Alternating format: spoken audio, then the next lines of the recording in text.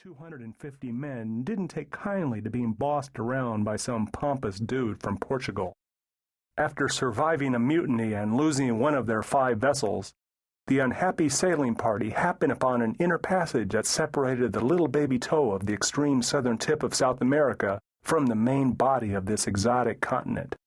Magellan called this land Tierra del Fuego, or Land of Fires, because of the many bonfires the natives kept blazing to warm them from the Antarctic cold.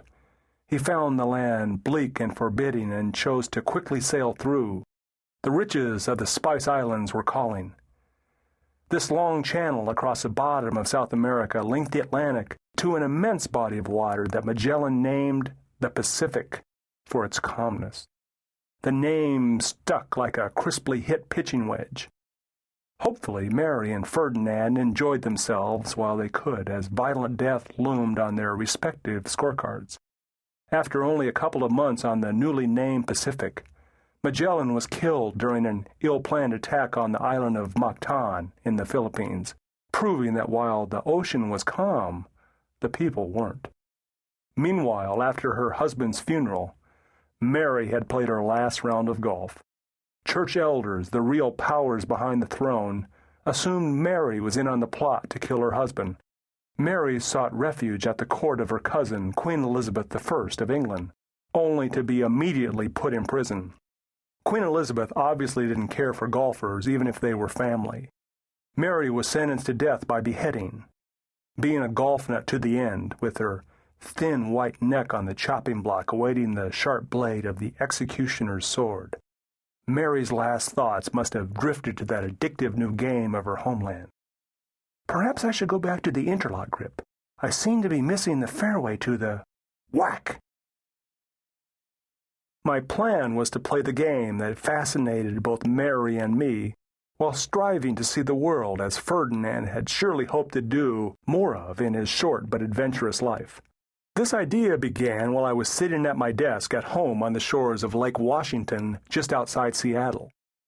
It was a cloudy, gray noon on that typical Pacific Northwest day, and I had on my normal daytime riding attire: red plaid pajama bottoms, black t-shirt, white golf socks, and my well-worn blue slippers.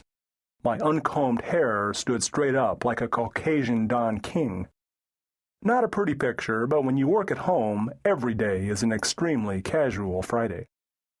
Unable to focus and begin writing a travel article on a recent trip to Italy's wonderful water city of Venice, I had just spent an hour staring blankly at my computer screen.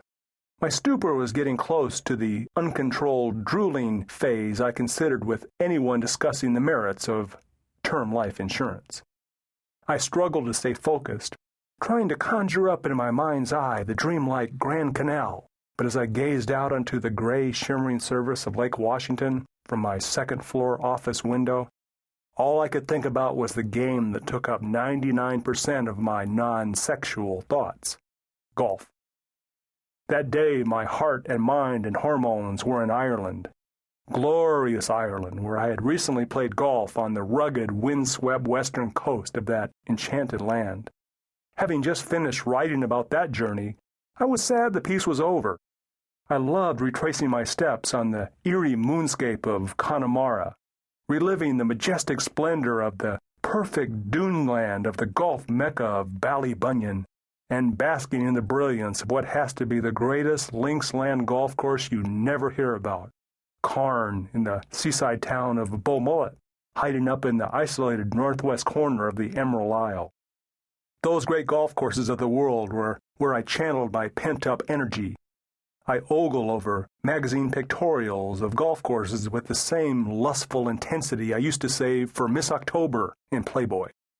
Things change, I guess.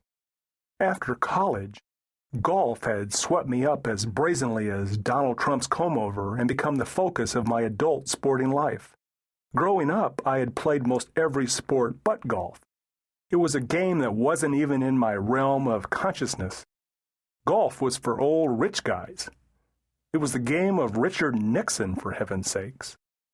Nonetheless, a golfer I became and played the game whenever and wherever I could. As the years passed, playing in the United States alone wasn't enough to scratch my itch.